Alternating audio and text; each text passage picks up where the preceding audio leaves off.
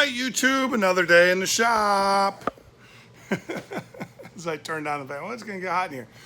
So today we've got to assemble that, which I'll put up there in the thing, and then we're gonna take the skins. I gotta get them taped up. I gotta shoot the prime on the matching surfaces on the skins, and that should be enough for today.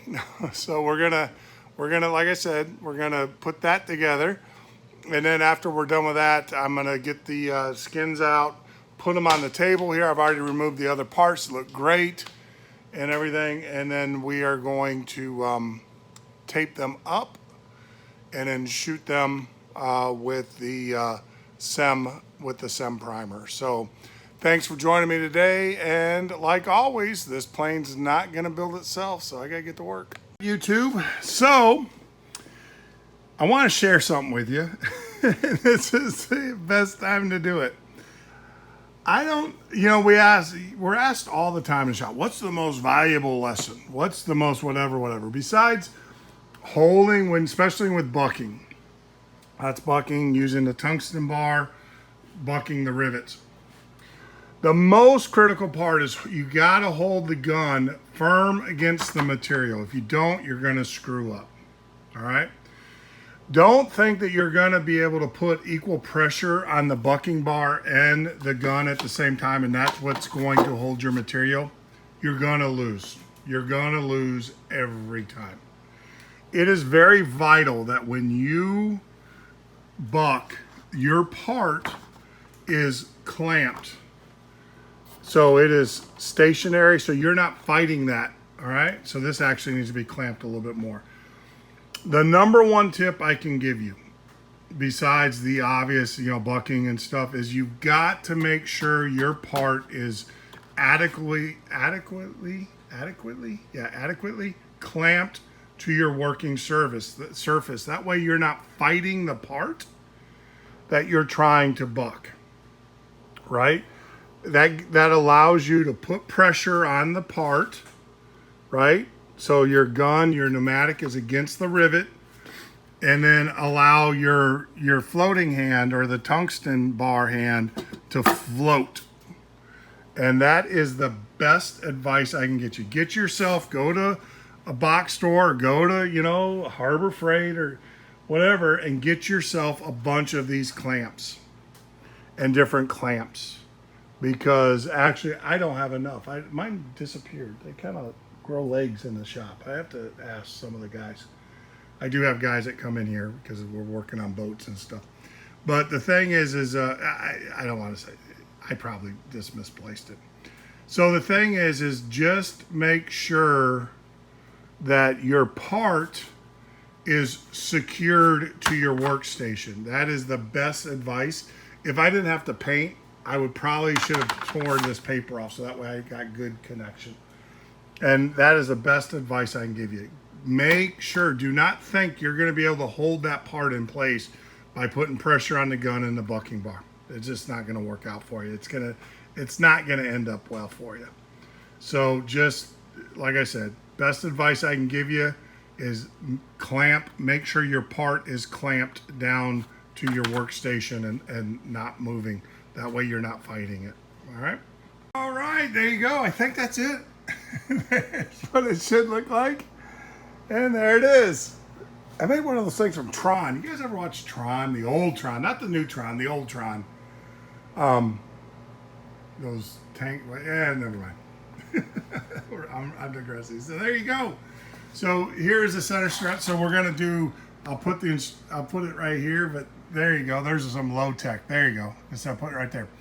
I'm gonna hold off on this. I want to go ahead and get the skins prepped and painted so I can get this paper out of here. It's really annoying me and stuff. Get my bench cleaned up. Yes, I had to cut out 2 rivets. I just didn't like them, and it wasn't until I gave you guys in the last video the advice. A little peeling here in the SEM. I'll touch that up. Yeah, I'm just. I have to tell you guys, when I give instructions, it's not because I know, it's because I made the mistake. And I'll tell you, when I talked to you guys about clamping the piece down, I tried to do exactly what I told you guys not to do. I thought, oh yeah, I can hold the piece and then with my bucking bar, hold it from the other end, and it was a disaster. So I had 2 rivets that I had to cut out on the edges. And then, so then I clamped them down, and lo and behold, everything's in there. Look at there. Look at there. Like a champ, just like I, I've done this before. I haven't. Well, I've bucked a few rivets before, but, still learning and still learning from my mistakes, and hopefully I could help you guys avoid some of those. So I got to get the bench cleaned off here. I got to get the skins out. I got to get them taped up, and I'm going to shoot some primer on them and then let them go. I am going to touch this up. This is the one thing, SEM, like I said, I have zero complaints about SEM for what it is. It does exactly what it should do. It does cover. It gets good coverage. I noticed this batch is a lot better. I got a new batch up there on the shelf that came in, and I noticed that paint, that SEM, looks like it's went on a lot better than the other one. So maybe I just had it. That last bottle was a bad batch. This here, that is oil breaking the surface tension, or something broke the surface tension before it could adhere. Maybe some oil. I didn't clean it good enough, so I'm not blaming them or faulting SEM for this. This is 100% me. What I'll do is I'll wipe this down, sand it down, and then I'll reshoot it just in case. But like I said, I got 3 more cans of SEM. I'll probably use it for the rest of this plane, or for the horizontal stabilizer and the elevators, and then I'll switch over to the epoxy and start shooting the interior with the epoxy, which actually is what I kind of wanted anyways on the plane, and everything. So that way I'm going to shoot the whole, instead of shooting just the surface areas, I'm going to shoot the whole interior skins with that epoxy and everything. So that will be here. I did order it, and it should be here. Man, hazmat on that was $65. So just remember that. So you're going to spend about $200 for a gallon, which will make 2 gallons of epoxy. Shelf life on that is about 2 years after you open it. And that's mil spec numbers.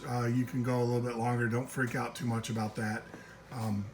That's if you're really concerned, you can put it in your refrigerator. Get a refrigerator for your shop, for your drinks, and put it in there with it, and that will make the pot life of that epoxy last a lot longer. I have put epoxy paint for boats in freezers, so just letting you know. All right, so let me get this bench cleaned up, and then we will get the skins taped off, and we'll get those shot.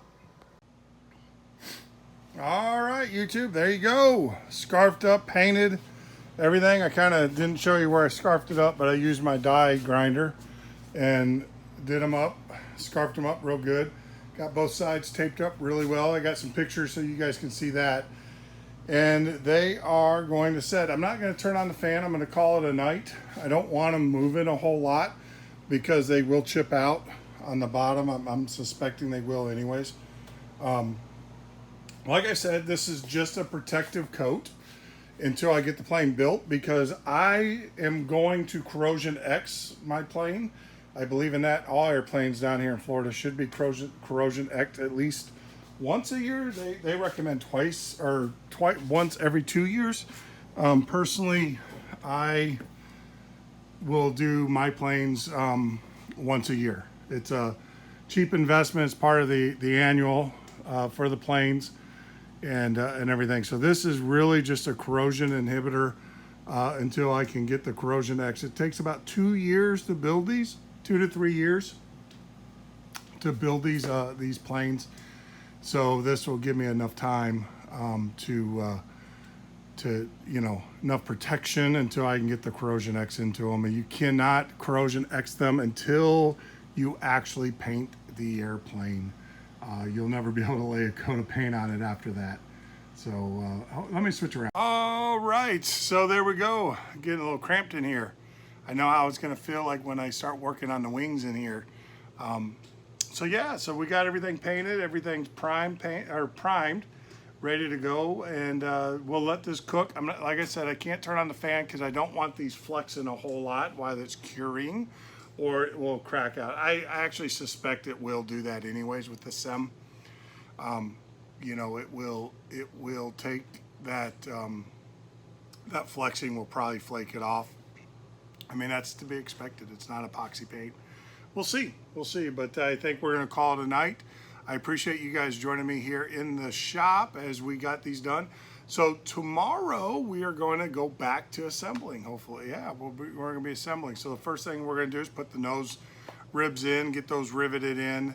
I got a different way of doing it. I know you guys saw me in some of my other videos where I use the foam instead of the cradles to allow them to rest, so I can get those. So I'll do that tomorrow as I buck them with the foam. I'm going to try that.